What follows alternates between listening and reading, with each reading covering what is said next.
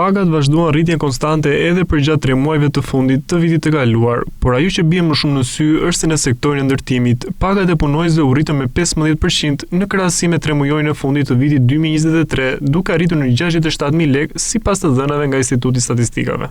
Rritja e pagave ka ardhur si rezultat e kërkesës madhe për punëtori dhe realisht tregu po vuan për punëtori, sidomos tregu i ndërtimit, fusha e ndërtimit po vuan sepse ne po kemi një boom ndërtimesh, njerëzit janë po këto që janë dhe realisht ka dhe import, nëse mund ta quajmë import, njerëz që vinë nga vendet e treta e tjera që vinë për të punuar.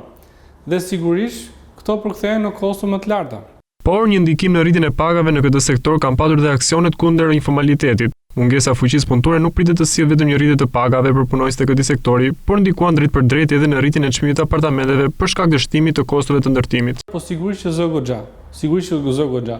Punëtoria sot është goxha e paguar në fushën e ndërtimit, nga që ka mungesë. Nga që ka mungesë janë të detyruar të paguajnë më lart dhe sipas të dhënave të Institutit të Statistikave për gjatë vitit të kaluar u dha rreth 1336 leje ndërtimi, duke qëndruar në nivele të larta dhe duke bërë që kërkesa për fuqi punëtore të mbetet e lartë.